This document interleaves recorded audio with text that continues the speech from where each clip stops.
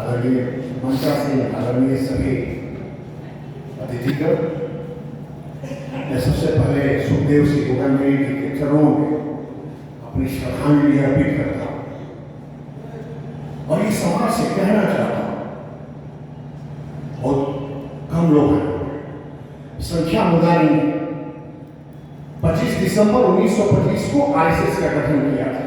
मात्र 5 लोगों ने।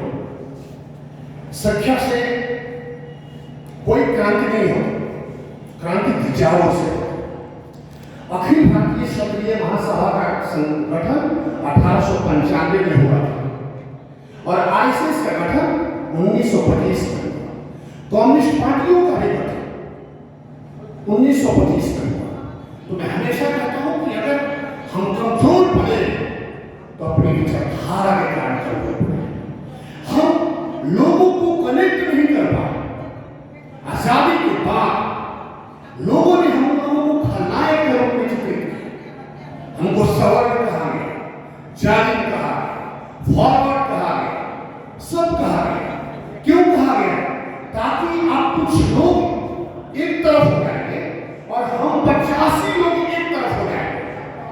ये आपके हमारे नेता नहीं समझ पाए, आप ही नहीं समझ पाए। ये 50 और 15 गणना क्यों हुई? क्योंकि आपको अल्पसंख्यक रूप में एक तरफ संगठित करना था और खुद आपको एक जालिम के रूप में प्रस्तुत करना था और खुद को एक मजबूत लोकतांत्रिक ढांचे के तहत करना था। सुखदेव सिंह गोगामेरी आपको याद है, जब 2018 में राजस्थान का चुनाव हुआ तो उन्होंने वसुंधरा के खैर नहीं वसुंधरा राजे के खिलाफ राजनीतिक आंदोलन शुरू किया। कांग्रेस की सरकार है और 5 वर्षों में सुखदेव सिंह गोगामेरी को एक सरकारी ग्रांट नहीं मिल पाया। इस मुद्दे पर हम लोग बात नहीं करते। जिस व्यक्ति ने किसी सरकार को धराशायी किया और सरकार आई और उस सरकार ने एक सरकारी गठन नहीं दिया, तो समझिए कि हम लोग क्यों हमारे जितने हीरो हैं, हमारे नायक हैं, वे हम हारते गए क्योंकि हम कनेक्ट नहीं कर पा रहे। हम चंद्रशेखर को अपना आदर्श नहीं मान रहे। चंद्रशेखर को आदर्श क्यों मानना चाहिए? चंद्रशेखर को आदर्श इसलिए मानना चाहिए कि चंद्रशेखर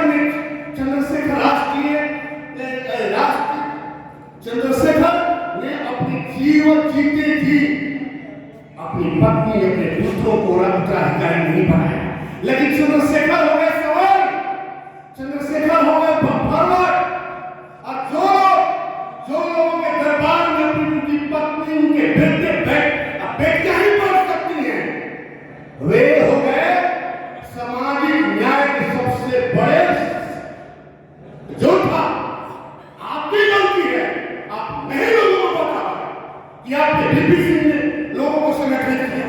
गलती आपकी है और इसी गलती इसकी है क्योंकि यही चीज आप नहीं कर रहे हैं और लोकतंत्र में कमजोर हो रहे हैं।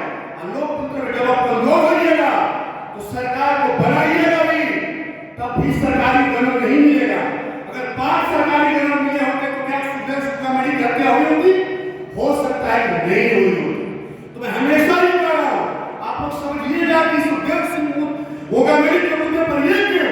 क्योंकि लोकतंत्र में आपको कनेक्ट करना है, लोगों को बताना है। एक हमारे वक्ता ने कहा कि सवर्ण मुख्यमंत्री नहीं बनेगा। अरे भाई, 1990 से 2022 तक सवर्ण ही तो मुख्यमंत्री है। रीट डेट में 12,000 का वर्णन है। यदु का भी आर्य क्षत्रिय यदु का भी वर्णन है। खुद को यदु के संतान कहने वाले लोग आपको फॉरवर्ड को बैकवर्ड कर रहे हैं। और आपको जानकारी होना चाहिए कि बिहार सरकार का आर्थिक सर्वेक्षण जारी हुआ है।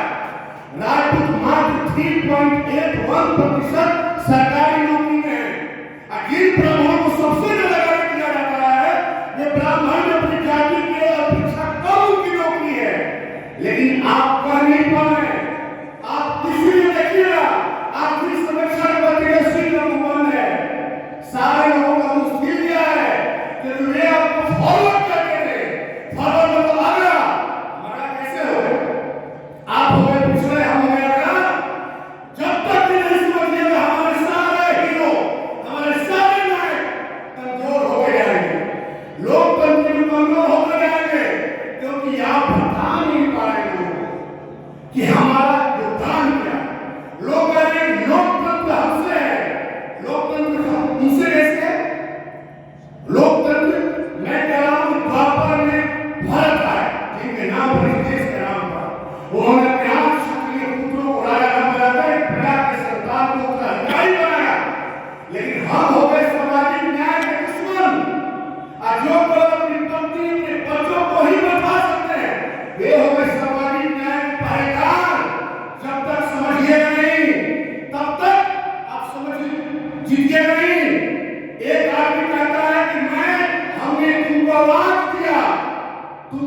बोलना सिखाया, तुमको शक्ति दिया। उस आदमी की वही शक्ति है क्योंकि वो लोगों को कनेक्ट कर रहा है, हालांकि वो झूठ बोल रहा है। उनके समाज के लोग भगवान हुए हमारे भारत में, लेकिन हम आपका नहीं पाए और शेर कहना बंद कीजिए।